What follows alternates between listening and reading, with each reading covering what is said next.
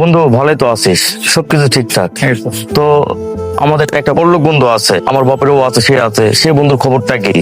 আমি অনেকদিন আর খোঁজ খবর নেই। দেখ, কথা বলতে না বলতে হাজির। কেমন আছিস? তোরা সবাই ভালো আছিস? হ্যাঁ বন্ধু, আমরা দুজনেই ভালো আছি।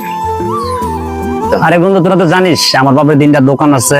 হ্যাঁ, আমি তো আবার একটা বাজারের দোকান নিলাম, দোকান করতেছি।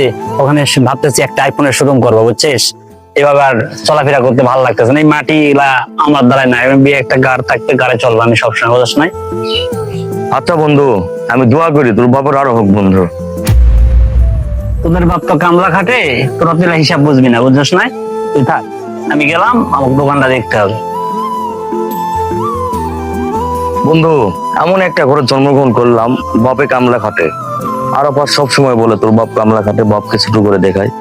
আসলে দোষ আরাফাতের না, আমার ভাগ্যটাই খারাপ যে আমার বাপ কামলা খাটে।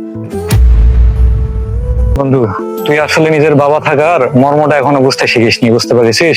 আমার তো এদিকে দেখ, আমার বাবাই নেই। বাবা আসলে বট বৃক্ষের মতো, বুঝতে পারিস? বাবা যখন মাথার উপর থাকে, এই ছায়ার মধ্যে তার সন্তান বেঁচে থাকে।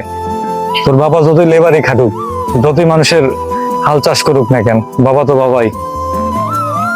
বন্ধু, তুই ঠিকই বলছিস বন্ধু, একটা জীবনের জন্য বাবা থাকাটা খুবই দরকারি বন্ধু।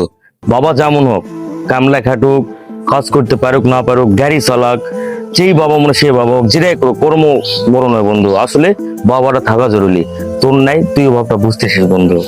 এই জন্য আমার বাবাকে আজ থেকে আমি সম্মান করবো, এবং বাবার পেশার জন্য কোনো জায়গায় নিজেকে শুধু মনে করবো না যে আমার বাবা ক্যামলা খাটে বা মানুষের কাজ করে। আমার পেশার দরকার নেই, আমার বাবা তো আছে। বাবা মা সব হলো আমার ধন, আমাদের জীবনের আসলে ধন বা সম্পদ বাবা মা। আমার তো বাপই নাই বন্ধু, এমন একটা কথা বললো, খুবই খারাপ লাগলো।